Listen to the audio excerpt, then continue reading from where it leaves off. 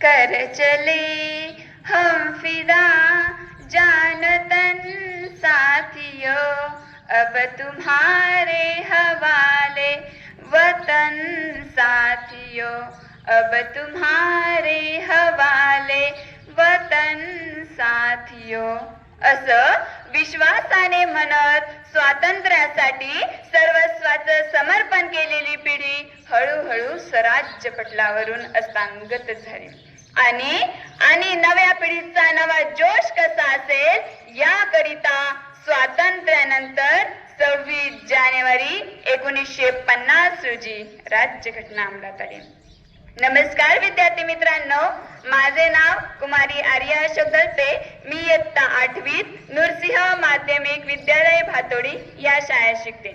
मित्रांनो स्वातंत्र्यानंतर 26 जानेवारी 1950 रोजी राज्यघटना अंमलात आली. कारण स्वराज्यानंतर सुराज्याची स्वप्ने भारतीय जनता पाहू लागली.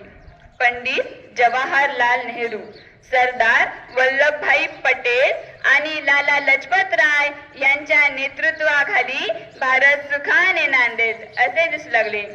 पण हाय रे दैवा, स्वातंत्र्यानंतर कर्तव्यपूर्तीच्या समाधानाबरोबरच मनात स्वार्थ जागू लागला. सत्ता मिळवण्यासाठी पैशाचा स्वार्थ कळसाला पोहोचला. अहो प्रेतावरच्या टाळूवरचं लोणी खाण्यातच लोक धन्यता मानू लागले. गोरगरिबांना देव केलेली मीठ भाकरी त्यांच्या पर्यंत पोहोचेना. आणि अशातच भ्रष्टाचार नावाचा एक नवीन शिष्टाचार देशात सर्वसम्मत झाला. आणि मग हा भ्रष्टाचार आपल्या बरोबर काळा पैसा नावाचा एक विषारी नाग घेऊन आला आणि स्वतंत्र हिंदुस्थानच्या ऱ्हासाला सुरुवात झाली.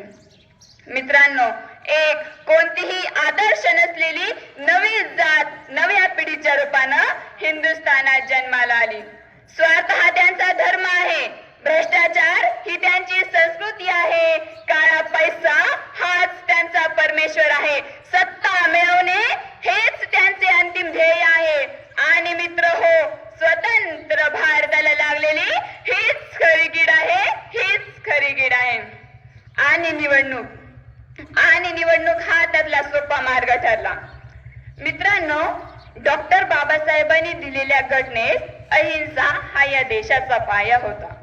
धर्मनिरपेक्षता हा ज्याचा दावा होता, तिथंच धर्माच्या नावाखाली हिंसेचा कल्लोळ उठू लागला. त्यागाच्या आणि देशप्रेमाच्या भावनेनं जिथं पूर्वजांनी आपले रक्त सांडले, तीच माती स्वार्थाच्या आणि धर्माच्या नावाखाली होणाऱ्या रक्तपातात रोज भिजू लागली. महागाईचा उद्रेक, वाढती बेकारी आणि काही भ्रष्टाचारी राज्यकर्ते यामुळे सामान्य जनता त्रासून गेली.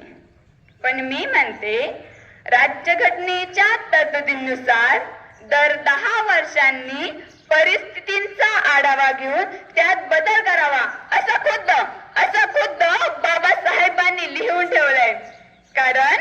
कारण आपली राज्यघटना लवचिक आहे, ताठर नाही. परंतु मित्रांनो, इंग्रजांनी केलेले अत्याचार आणि हत्याकांड परवडले. कारण ते परकीय होते. पण इथं आमच्याच देशात आमचेच स्वकीय देशवासी दिवसा ढवळ्या हत्याकांड करू लागले.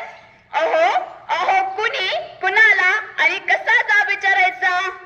ज्या महापुरुषांनी जीवाचं रान करून राज्यघटना निर्माण केली, त्यातून स्वातंत्र्य, समता, बंधुता आणि एकतेचा संदेश दिला, त्या राज्यघटनेची मान, पान आणि शान आपण सर्वांनी राखलीच पाहिजे.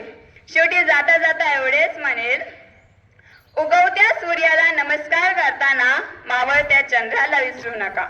उगवत्या सूर्याला नमस्कार करताना मावळत्या चंद्राला विसरू नका. ज्यामुळे आज हा दिवस पाहायला मिळतो, त्या भारतपुत्रांचे त्याग कधी विसरू नका. त्याग कधी विसरू नका. धन्यवाद. कर्तव्य आणि सेवेचा घेतला आहे ज्यांनी वसा